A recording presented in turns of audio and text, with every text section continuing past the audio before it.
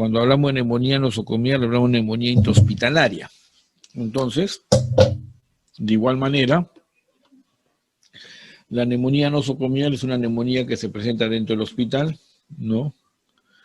Y va a partir de una definición de, fundamentalmente, estamos hablando de que existe una radiografía de pulmones.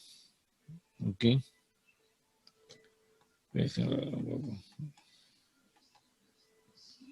Acá está. Parte de la definición de radiografía de pulmones. O sea, tiene una radiografía de pulmones que es compatible con un foco de neumonía. Un infiltrado nuevo o un infiltrado que ha cambiado las características de un infiltrado preexistente, que se presenta luego de las 48 horas de estar hospitalizado, hasta 3 días después del alta, según la definición de la Sociedad Americana de Tórax. El CDC nos dice la radiografía que se presenta después de 48 horas, asociado a fiebre, ¿no? Asociado a fiebre, asociado a leucocitosis y leucopenia, un síntoma respiratorio y el aislamiento de un espécimen bacteriano o un agente infeccioso. La Sociedad Americana de Tórax nos dice presencia de una radiografía de pulmones, correcto. O sea, definitivamente no existe neumonía nosocomial sin radiografía de pulmones. Sí existe neumonía adquirida en la comunidad sin radiografía de pulmones, ¿ok? Esta radiografía que está asociado ya sea a un componente de un síntoma respiratorio, ¿no? O que puede estar asociado a fiebre o leucocitosis. O sea, tengo 3 asociaciones: radiografía de pulmones, síntoma respiratorio, fiebre o leucocitosis. Este ataque, este componente infeccioso, esta radiografía debe ser un infiltrado de origen infeccioso, puede tener fiebre, leucocitosis o esputo purulento. Entonces coinciden en que va a haber esos 3 manifestaciones. Recuerden, radiografía de pulmones positivo, un síntoma respiratorio que son varios, y por un lado leucocitosis o síndrome febril, básicamente. ¿Ok? Y ahí hablamos de neumonía intrahospitalaria si esta se presenta después de las 48 horas, estando hospitalizado hasta menos de 3 días del alta. Básicamente son las condiciones de neumonía nosocomial. Se presenta en el 1% aproximadamente de los pacientes que están hospitalizados, 1%, en un hospital general. Es diferente en hospitales especializados, institutos, por ejemplo. Si tiene un hospital de cirugía, netamente, se habla que es aproximadamente un 4%. Si hablan de un hospital de inmunosuprimidos, llega inclusive hasta un 30%. Si hablan de un hospital de UCI, llega hasta 25%, 30%, ¿de acuerdo? En un hospital general es la infección más común de las unidades de cuidados intensivos. Es la segunda causa de infección nosocomial. ¿Qué cosa es una infección nosocomial? Es una infección que se presenta en el hospital. Las más frecuentes son la infección del tracto urinario y la infección de herida operatoria. Esas son las infecciones nosocomiales más frecuentes. Bueno, la neumonía nosocomial es otra muy frecuente, otra infección nosocomial muy frecuente, neumonía intrahospitalaria. Segunda causa, en las UCI, 25%, o sea, 1 de cada 4 de pacientes hospitalizados en UCI tienen una neumonía nosocomial. Y cuando es asociada a ventilación mecánica se habla hasta el 30%, aproximadamente 1 de cada 3 pacientes tienen neumonía nosocomial cuando estas se encuentran asociados a ventilación mecánica.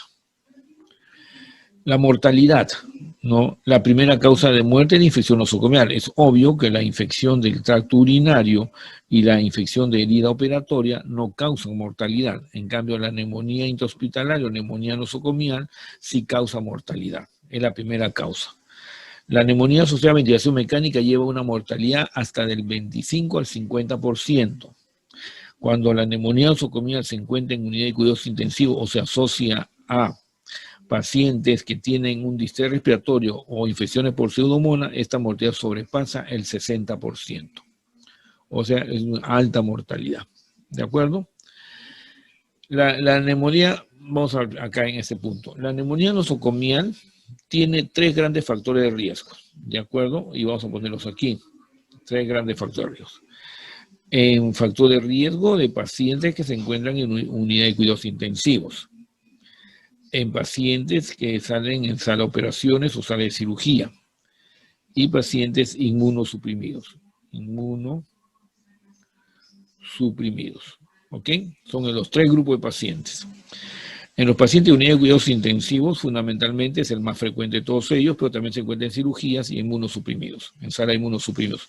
Pueden ser en uno, los 2 o los 3, básicamente. Lo cierto que ahí vamos a tener esos factores de riesgo de neumonía nosocomial o neumonía intrahospitalaria.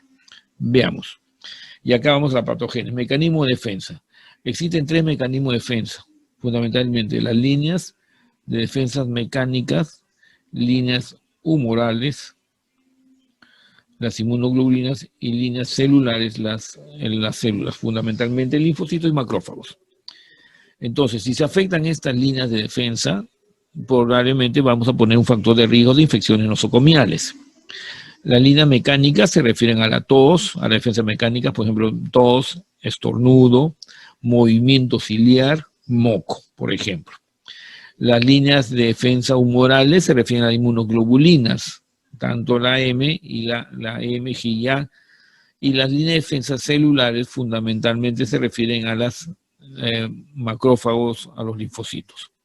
Recuerden que hay 2 tipos de inmunidad, la inmunidad adaptativa y la inmunidad adquirida o específica. La inmunidad inespecífica es la primera inmunidad adaptativa, que es la celular. Fundamentalmente el macrófago, los leucocitos salen inmediatamente a responder a un sistema de agresión infecciosa. Esa es la primera defensa. Pero inmediatamente los linfocitos adquieren un sistema de memoria y definen la forma de poder defenderse contra el agresor, el agente infeccioso, y generan las inmunoglobulinas. Y esas sí son específicas, que es en un segundo momento, ¿no? Entonces, todos los sistemas inmunitarios se ven involucrados. Si hay deficiencias en uno de ellos, habéis deficiencia en la respuesta inmunitaria. En el COVID particularmente lo que se ve es una disregulación del sistema de defensa, y a eso le llaman la tormenta de citoquinas, ¿de acuerdo? Tanto la respuesta inmunitaria específica como la inespecífica se ven alteradas. Colonización de las vías aéreas. Lo que se refiere es de que las vías aéreas, hemos hablado de ellas, que se colonizan con algunas bacterias propias del hospital. Streptococcus pneumoniae es generalmente Haemophilus influenza, son extrahospitalarias. Y hemos hablado que los gram negativos son intrahospitalarias. Por consiguiente, lo que ocurre cuando la persona se hospitaliza, si ésta permanece más de 48 horas en un ambiente hospitalario que tiene cierta contaminación de microorganismos, puede colonizar su vía aérea después de las 48 horas de exposición. Por eso es que es importante que aquellos pacientes que se van a operar vayan directamente desde el domicilio hasta la sala de operaciones, para que precisamente evitar este evento de la colonización de la orofaringe o de la vía respiratoria superior. Recuerden que el paciente cuando está en sala de operaciones va a estar sedado, va a estar deprimido, va a estar con anestesia general, puede estar intubado y puede hacer microaspiraciones.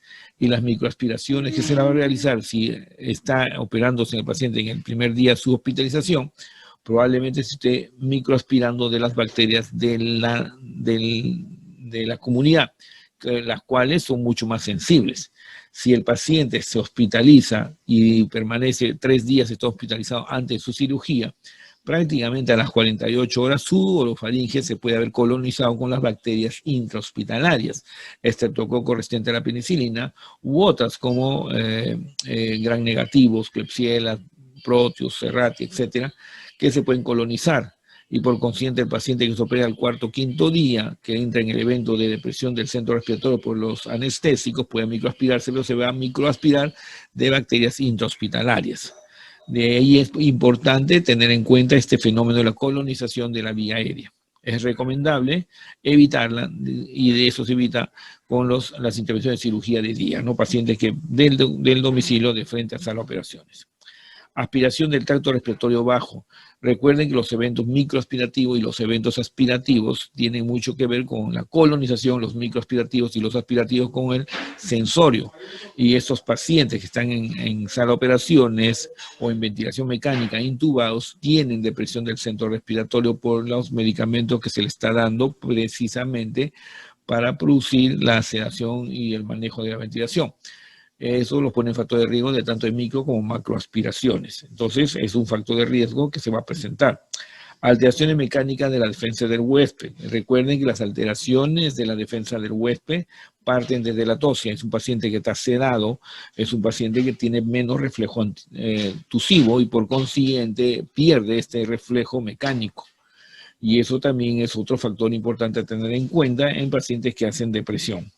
Colonización del tracto gastrointestinal. Recuerden que el estómago tiene pH ácido y se convierte como una barrera para prácticamente las enterobacterias. Es así que las enterobacterias no pueden colonizar el estómago por el contenido ácido y el medio ácido que éste tiene. Cuando se disminuye el pH ácido o cuando se altera el pH ácido, se produce la colonización gástrica. Las enterobacterias pueden ingresar a la cavidad gástrica y una vez que están en cavidad gástrica, fácilmente pueden ascender por el esófago, llegar a colonizar la orofaringe, hacer microaspiraciones e ingresar a la vía respiratoria. Entonces, hay que evitar la colonización gástrica y la única manera es manteniendo el pH ácido del estómago. Hay medicamentos que más bien alcalinizan el pH, como por ejemplo el hidróxido de aluminio, medicamentos que pueden más bien producir alcalinización, o muchas veces les indican a pacientes que tomen algunos sorbos de bicarbonato por la intención de evitar la gastritis, y eso lo que están haciendo al final de cuentas es disminuir el pH de la cavidad gástrica y con ello fomentan la colonización gástrica por enterobacterias y fácilmente una enterobacteria puede ascender a la cavidad oral y de ahí ingresar a la vía respiratoria. Por eso que uno de los medicamentos que se emplean fundamentalmente es el sucralfato, que es un medicamento protector de la mucosa gástrica que más bien mantiene el pH ácido. Y se ha visto estudios en donde aquel grupo de pacientes que emplean sucralfato en el postoperatorio hacen menos neumonías intrahospitalarias que aquellos pacientes que no utilizan sucralfato en el pre y postoperatorio. Entonces, porque hay estos eventos se reducen los eventos de la colonización gástrica. La expansión hematógena local de infecciones, focos infecciosos como un pie diabético, una tromboflebitis, muy frecuentemente en los estafilococos áureo metilino resistentes intrahospitalarios, tienen el factor de riesgo de que generar las tromboflebitis y a partir de ese punto de partida de infección pueden dar infecciones a nivel pulmonar. Asimismo, las escaras, asimismo el pie diabético u otras infecciones que puede tener el paciente y que pueden a punto de partida de ser causantes de la neumonía. Contaminación del equipo hospitalario y del personal, muy frecuentemente. Muchas veces el personal de enfermería, por ejemplo, una técnica de enfermería que usa un solo par de guantes para toda la mañana o el turno, y con ese par de guantes generalmente bañan al paciente, agarran las historias clínicas, apuntan el balance hídrico, ojean las historias clínicas y el personal va contaminando las historias clínicas. El médico viene, agarra una historia clínica que teóricamente no debe estar contaminada, pero sin embargo está contaminada y se va contaminando el estetoscopio en los hombros del médico. Entonces va empezando a contaminar de un lado a otro lado. Por eso que muchas veces hay servicios que hacen respetar que el médico utilice el estetoscopio que está en la cama del paciente y que se lave las manos antes de tomar los pacientes, para evitar obviamente la contaminación del personal y de los equipos hacia el paciente, ¿no? Un evento muy conocido, muy frecuente que se presenta. La ventilación mecánica es un paciente que está intubado, más ventilación mecánica, y entonces es un paciente que tiene un factor de riesgo asociado de contaminación de la vía respiratoria. La cirugía tóraco-abdominal en relación a que El tórax y el abdomen se encuentran divididos por el diafragma y por el estómago y generalmente va a mantener bacterias totalmente diferentes. Cuando existe una cirugía tóraco-abdominal, estos dos compartimientos se ven asociados y las enterobacterias del tubo digestivo pueden contaminar la cavidad torácica. Y es así como podemos tener neumonías por enterobacterias, anaerobios tipo Bacteria fragilis o Escherichia coli, que son bacterias fundamentalmente del tubo digestivo y tracto urinario. La edad avanzada del paciente condiciona una pérdida en la respuesta inmunitaria, como que también caída en la hemoglobina en algunos pacientes con algún componente nutricional disminuido y respuestas también mecánicas disminuidas. Por consiguiente, la edad avanzada también es un factor de riesgo. Por ello, los picos de mayor mortalidad de las neumonías siempre son los menores de 5 años y los mayores de 60 años. El tiempo intubado prolongado es un evento en el cual se condiciona mayor tiempo de exposición de la vía respiratoria baja al medio externo y con el cual se puede ir contaminando, además de producir el evento inflamatorio y traumático de la mucosa traqueal. Las macroaspiraciones y microaspiraciones en relación al sensorio del paciente.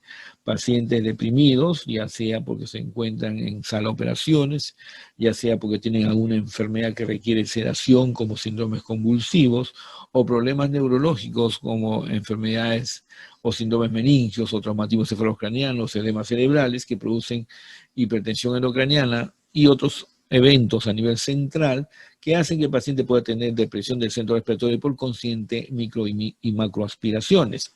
O pacientes que son inducidos en una depresión del centro respiratorio, ya sea porque estarán en ventilación mecánica o porque entran a sala de operaciones. Todos ellos están en el factor de riesgo de las micro y macroaspiraciones. Todos los pacientes de la unidad de cuidados intensivos se describe que el evento más frecuente de las neumonías fisiopatológicamente son las micro y macroaspiraciones. Los trastornos de sensorio en relación obviamente a lo que hemos hablado con un factor de riesgo importante. La enfermedad pulmonar crónica, cualesquiera que sea, también es otro factor importante a tener en cuenta en la severidad de las micro-macroaspiraciones de las neumonías intrahospitalarias. La cobertura antibiótica amplia previa, donde ha prácticamente erradicado bacterias sensibles y solamente quedan bacterias resistentes y eso hace una complicación mayor en el curso de la evolución de una neumonía. La sonda nasogástrica con el uso de antiácidos H2, en donde podemos ver de que lo que se asocia es la colonización gástrica, y conteniendo la sonda nasogástrica prácticamente hay una contaminación por bacterias, enterobacterias a nivel de la sonda nasogástrica, y estas pueden ascender hasta la orofaringe y posteriormente ingresar a la vía respiratoria. La reintubación como factor de riesgo en pacientes en donde se produce mayor inflamación de la vía respiratoria y mayor tiempo de exposición al medio ambiente y la vía respiratoria baja. Los estados de malnutrición o desnutrición que llevan a hipoalbuminemias y eso afecta al sistema inmunitario. Los procedimientos invasivos de la vía respiratoria como la broncofiloscopía obviamente también van a ser otro factor de riesgo que pueden generar también contaminación de la vía respiratoria baja, generan así neumonías intrahospitalarias. Entonces, el diagnóstico parte de tener una radiografía positiva 48 horas después de estar hospitalizado hasta los 3 días del alta. Y esta radiografía positiva debe estar asociada, o sea, este infiltrado radiológico evolutivo no relacionado a otros procesos, más mínimo 2 de los siguientes síntomas, y acá viene a ser la parte de síntomas que presenta el paciente, como tos, como expectoración purulenta, o cambio en las características de la expectoración o del color o el volumen, hallazgos auscultatorios de neumonía como crepitantes o protubarios, la disnea o taquimia o sensación de falta de aire con dolor torácico pleurítico, las hipoxemias y el PAFI probablemente. Síntoma respiratorio asociado ya sea a fiebre o a leucocitosis. Entonces describe hipotermias o hipertermias o leucopenias o leucocitosis. Entonces decimos una radiografía de pulmones positiva asociado a un síntoma respiratorio y estos asociados a fiebre y o leucocitosis. Entonces nosotros podemos decir que estamos frente a una neumonía intrahospitalaria. Y frente a una neumonía hospitalaria, recuerden siempre hacer diagnóstico diferencial en forma paralela. No significa quitar el medicamento o el antibiótico, sino hacer diagnóstico diferencial paralelo. A toda neumonía intrahospitalaria debe ir asociado inmediatamente una búsqueda etiológica, básicamente, y para ello usamos una metodología de búsqueda etiológica. ¿Cómo podemos encontrar el agente causante infeccioso de esta neumonía? Con alguna muestra que venga procedente de la vía respiratoria. La muestra más común viene a ser el cultivo de esputo. Este cultivo de esputo, en primer lugar, tiene que tener ciertas características de validez, como vienen a ser 25 polimorfos nucleares por campo y menos de 10 células epiteliales por campo, más de 25 polimorfos nucleares por campo y menos de 10 células epiteliales por campo en una muestra de esputo a 10x de aumento, es una muestra que es compatible con un proceso infeccioso, y el agente que se aísla de esta muestra de esputo puede estar en relación al agente causante de la neumonía. También podemos obtener una muestra de parénquima pulmonar, ya sea por un cultivo de tejido o un estudio anatomopatológico. Para ello, un estudio de una punción percutánea con aguja, por ejemplo, nos puede traducir un cultivo de tejido. El estudio del líquido pleural, en el caso que exista un empiema o un líquido pleural, se puede también contemplar la posibilidad de la búsqueda etiológica en el cultivo del líquido pleural.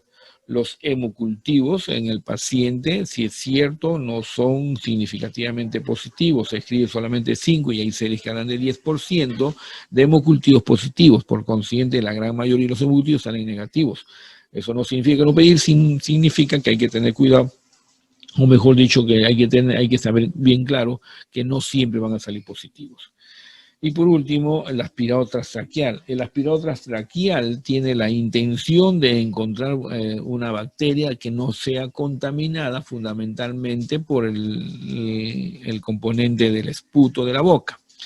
De esa manera no requiere el recuento celular de más de 25 polimorfos nucleares por campo ni menos de 10 células epiteliales por campo, porque es un aspirado transtraqueal. Este procedimiento es fácil de hacer porque se ingresa con un catéter o un Avocat a nivel de la membrana cricotiroidea.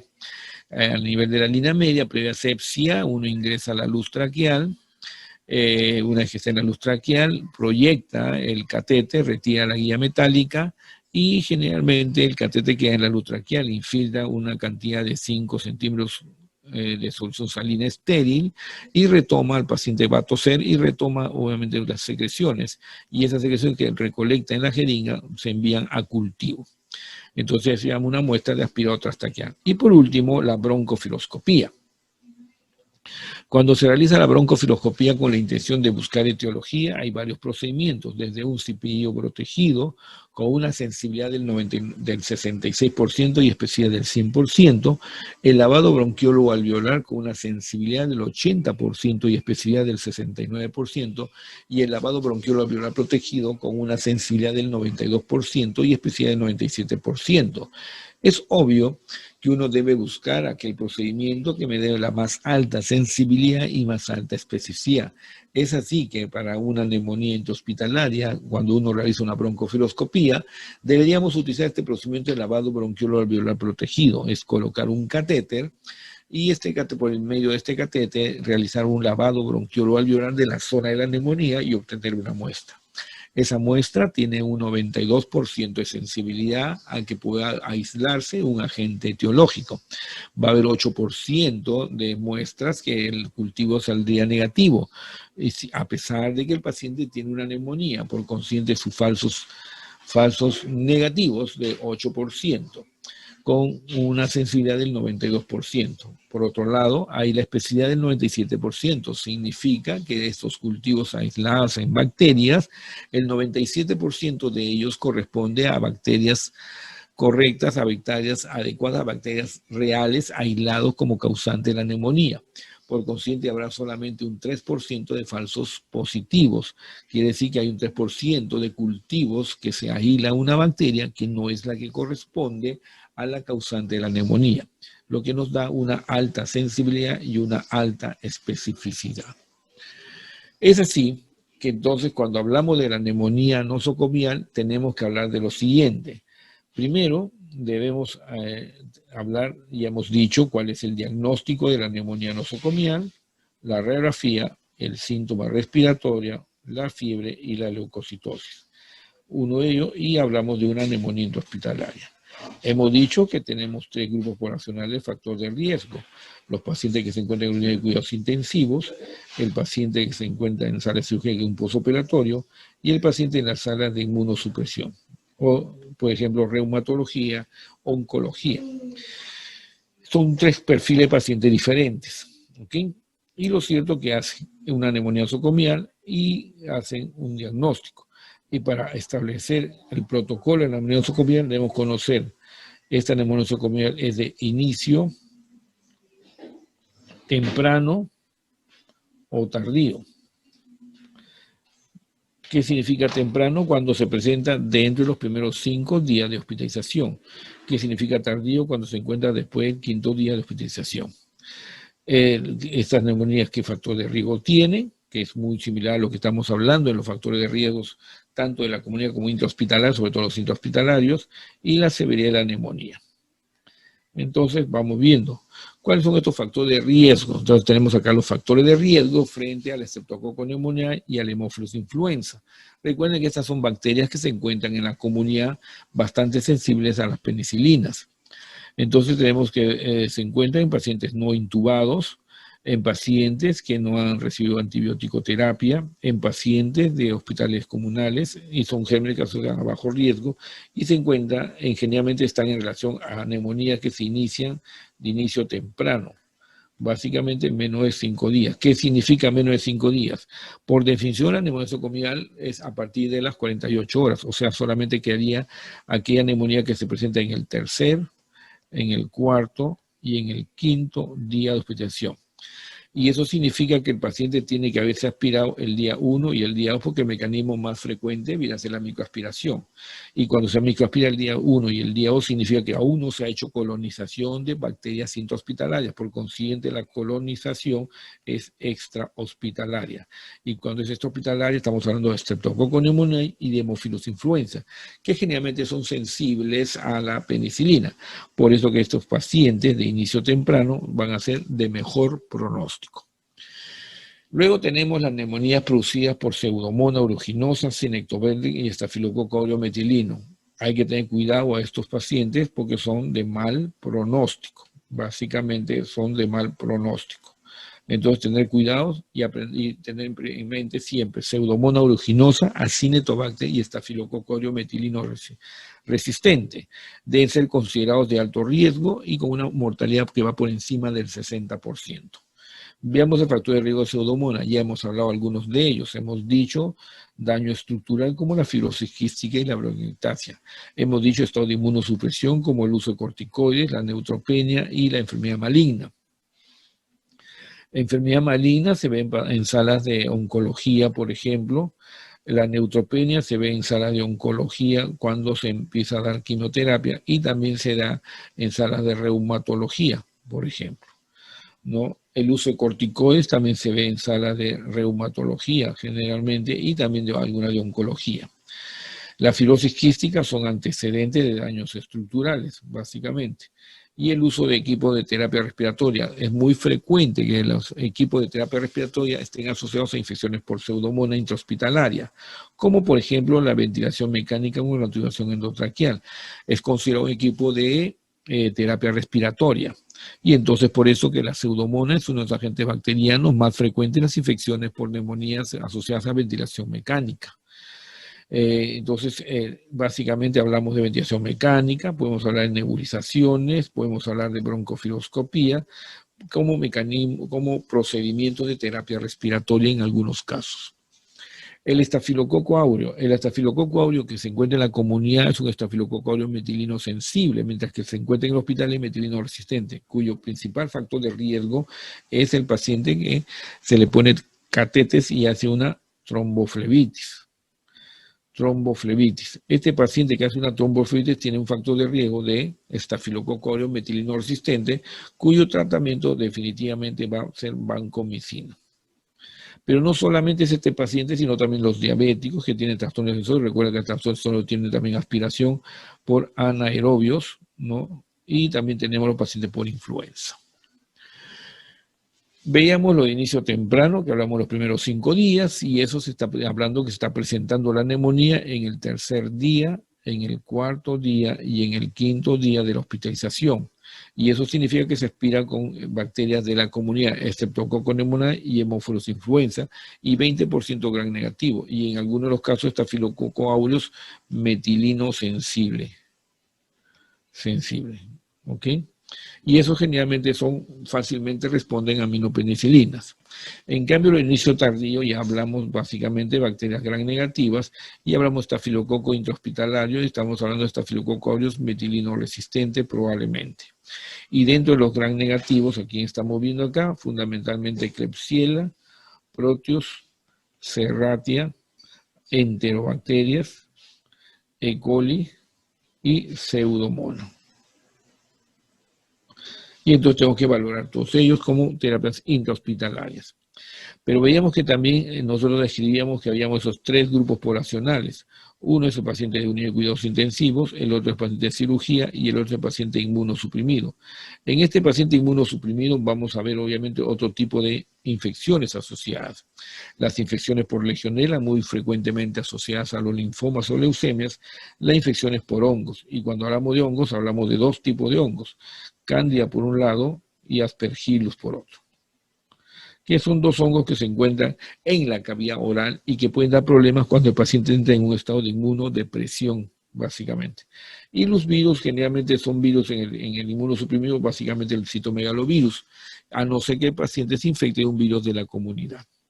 Dentro de los hongos, la Candida albicans y Aspergillus, y ahí vemos que esto ocurre rara vez en pacientes inmunocompetentes, frecuentemente ocurre en pacientes inmunosuprimidos, básicamente, ¿no?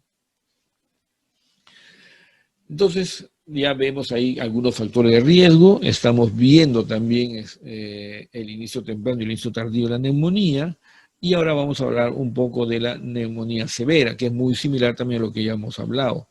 Necesidad de unidad de cuidados intensivos, o sea, mejor dicho, necesidad de ventilación mecánica, porque se encuentran en una insuficiencia respiratoria. La radiografía nos traduce un cambio de progresión muy rápida, con neumonía multilobar y cavitación de los infiltrados. Evidencia de sepsis, hipotensión o difusión orgánica, lo que significa que hay daño de otro órgano, o sea, un daño pulmonar que lleva a la insuficiencia, con rápida progresión de las imágenes radiológicas y que puede asociarse a otros daños. Daño al sensorio, depresión del sensorio, depresión cardiovascular, hipotensión arterial, taquicardia, o pacientes que hacen retención nitrogenada, difusión hematopoyética, anemia, o pueden ser pacientes que hacen también alteración de la coagulación como una coagulación intravascular diseminada o colopatía de consumo por falla orgánica múltiple. Entonces, pacientes que nos pueden hacer falla de otros órganos, vamos a hablar de que el paciente tiene una severidad.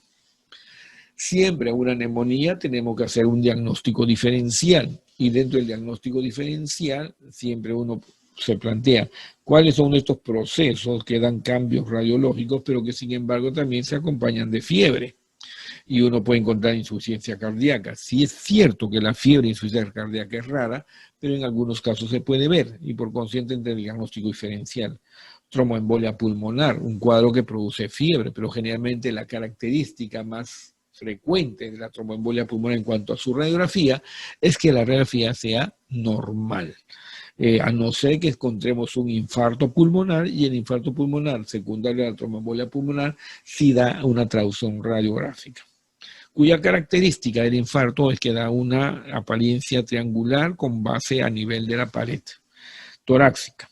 Distrés respiratorio adulto, la primera causa es la sepsis, la segunda neumonía aspirativa y la tercera neumonía. Vasculitis, como todo lo que son la vasculitis, como Goodpauster, otras vasculitis cuyos ANCAs deben ser positivos. Las neoplasias, que también pueden ser presuntivos de síndrome febril e infiltrados radiológicos, que también nos debe llevar a la sospecha de un diagnóstico diferencial de un cáncer, y por lo consiguiente debe valorarse con una tomografía y exámenes posteriores. Recuerden que la tomografía que se pide en una neoplasia siempre tiene que ser con sustancia de contraste. Las atelectasias postoperatorias son eventos que presentan fiebre sin leucocitosis, pero generalmente la fiebre la presentan en los primeras 24 o 48 horas del postoperatorio. No se presentan posteriormente a ello, a diferencia de las neumonías que se presentan generalmente en el postoperatorio 3, 4 o 5. Entonces las atelectasias se presentan en postoperatorios inmediatos y generalmente pueden hacer leucocitosis en desviación izquierda. El tratamiento va a ser el tratamiento de la atelectasia, o sea, drenaje postural y la liberación del contenido de secreción en la vía respiratoria. Cuando se presenta una atelectasia ya se genera el riesgo de la neumonía, por consiguiente el paciente tiene que ser monitorizado. En cambio, la neumonía intrahospitalaria en el postoperatorio se presenta en el día 5, día 4 del postoperatorio. Reacción a drogas, donde generalmente vamos a ver eosinofilia, la hemorragia pulmonar, contusión pulmonar, también son otros diagnósticos diferenciales. Entonces, teníamos que la neumonía nosocomial se presenta en el 1% de los pacientes que están hospitalizados, se define como una radiografía positiva a las 48 horas después de estar hospitalizado. Entiéndase radiografía positiva, aquella que tiene un cambio en las imágenes radiológicas preexistentes o un nuevo infiltrado de una imagen radiológica que no existía. Esto se asocia a un síntoma respiratorio, cualquiera de ellos, y se le asocia también leucocitosis o fiebre, que se presenta luego el tercer día está hospitalizado, de las 48 horas está hospitalizado hasta el tercer día del alta. Una vez diagnosticado, se va a valorar el algoritmo, y este es el algoritmo según la Sociedad Americana de Tórax, para el enfoque de neumonía nosocomial en 3 grupos, grupo 1, grupo 2 y grupo 3. Las neumonías tienen 3 grupos. El grupo 1 va a manejar fundamentalmente determinadas bacterias y por ende determinados agentes microbiólogos o agentes bacterianos, antibacterianos como antibióticos. El grupo 2 maneja a los agentes infecciosos del grupo 1, como que también a los antibióticos del grupo 1, más los agentes infecciosos del grupo 2 y los antibióticos del grupo 2. Y el grupo 3 está manejando prácticamente a los agentes etiológicos del grupo 1 y del grupo 2, como que los antibióticos del 1 y del 2, más los agentes infecciosos del grupo 3 y los antibióticos del grupo 3. A diferencia de la neumonía adquirida en la comunidad, que era de grupos exclusivos uno del otro, la neumonía intrahospitalaria son de grupos inclusivos. El grupo 1, el grupo 2 incluye al 1 y el 3 incluye al 1 y al 2. Entonces veamos el grupos.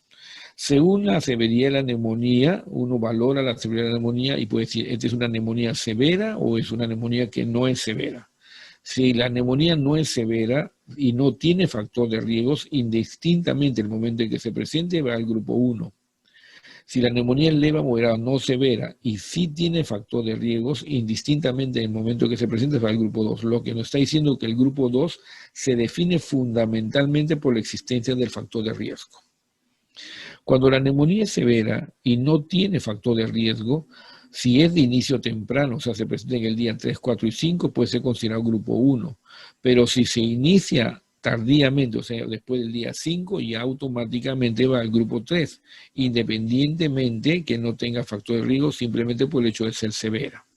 Si es severa y si tiene factor de riesgo, no interesa en el momento que se presente la neumonía y siempre va a ser considerada del grupo 3 por la severidad de la misma y el factor de riesgo que tiene.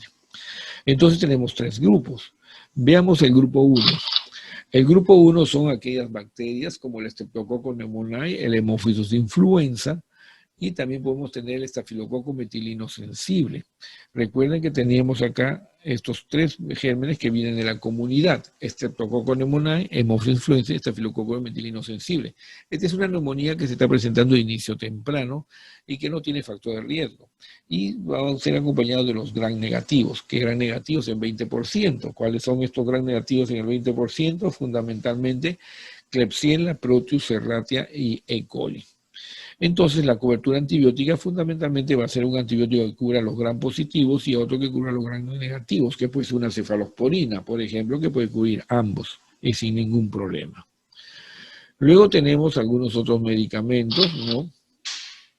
Como medicamentos o el grupo 2, que es aquel grupo que tiene factor de riesgo. Son neumonías leves a moderadas que tienen factor de riesgo. Y este factor de riesgo es el que le va a dar un factor de riesgo para anaerobio, entonces mi cobertura antibiótica tendrá que ser clindamicina. Si el factor de riesgo es un bacterio fragilis, mi cobertura antibiótica tendrá que ser metronidazol. Si mi factor de riesgo es para estafilococo aureus porque tengo una tromboflebitis, tendré que dar vancomicina porque hablaré de un estafilococo aureus metilino resistente.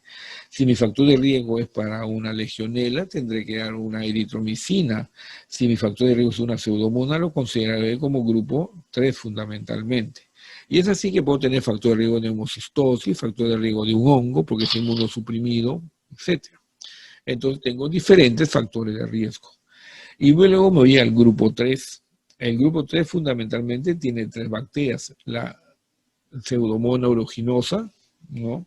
Básicamente, la Cinetobacter y el Staphylococcus aureus metilino resistente. Tiene 3 bacterias.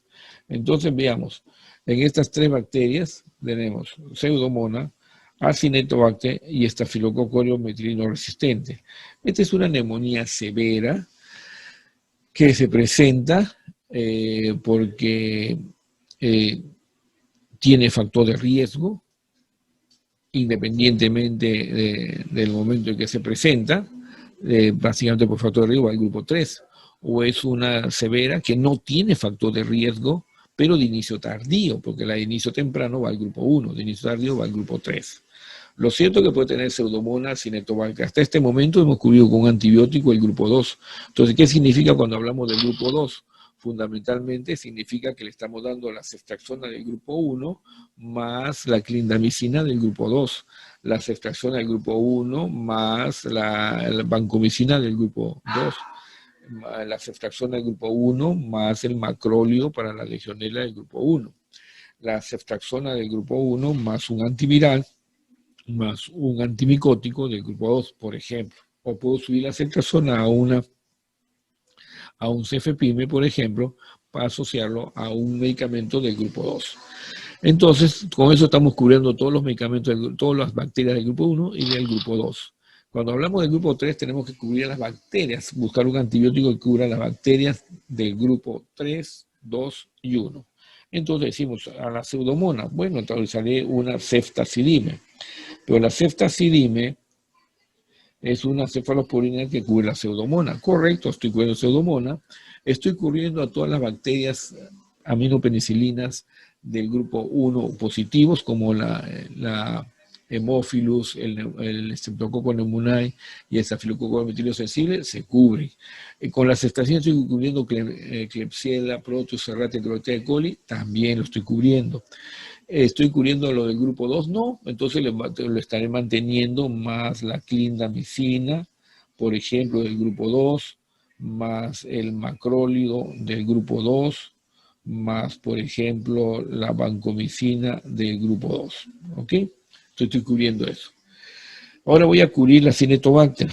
En la Cinetobacter no se puede cubrir con ceftazidime, se debería cubrir con sulbactam ampicilina, pero sulbactam ampicilina más ceftazidime no le puedo dar y no se lo puedo quitar la ceftazidime, porque si no, no cubriría pseudomonas, y el sulbactam no cubre pseudomonas, entonces tengo que utilizar un antibiótico que tenga mayor cobertura y que cubra los dos. ¿Quién puede ser? Fundamentalmente podría ser un carbapenén, entonces digamos un meropenén. El meropenén me cubre obviamente a la pseudomonas, sí me cubre la pseudomonas. El meropenén me cubre, por ejemplo, a todos los del grupo 1, sí me cubre el grupo 1, o sea, no tengo problema del grupo 1, y me cubre los anaerobios del grupo 2 inclusive, no básicamente, no me cubre los macrólidos, o sea, lo que emplea macróleo, y tendría que usar todavía vancomicina, básicamente. Entonces de ahí me voy al Staphylococcus aureus. El Staphylococcus aureus, ahí sí, entonces yo digo, allá voy a utilizar meropenén banco, y meropenén banco me cubre prácticamente Pseudomonas, Cinetobacter, Staphylococcus, me cubre a los del grupo 1 y me cubre a los del grupo 2, a casi todos, a los anaerobios, no me cubre obviamente a los atípicos como, y para ello tendría que usar un macrólido, por ejemplo, asociado, ni me cubre a los hongos, ni virus, por ejemplo, ni neumocistosis, tendría que haber otro medicamento asociado a ello. Pero con meropenén banco estoy cubriendo a la gran mayoría de bacterias del grupo 1, 2 y 3. En líneas generales y como conclusión, ustedes tienen esas bacterias en el grupo 1, los gram negativos, que pueden ser cubiertos por una cefalosporina, que cura gram positivos y gram negativos, o en todo caso yo puse una cefalosporina más un aminoglicosio, o una cefalosporina más una quinolona, por ejemplo.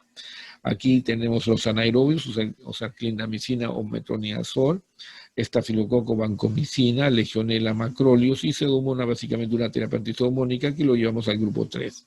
Si empleamos meropenem vancomicina, mero banco, estoy cubriendo tranquilamente a pseudomonas, a cinetobacter y estafilococo aureus, cubro prácticamente a anaerobios, se cubre también a estafilococo, se cubre a todos los negativos y positivos del grupo y solamente me quedan a la prácticamente legionela afuera y ni siquiera los anaerobios se cubren, o sea, solamente legionela y tendría que agregar un macróleo por acá si es que considero como otro medicamento.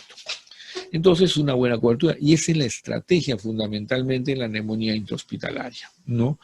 Entonces, ya con eso ya hemos revisado prácticamente todos los componentes.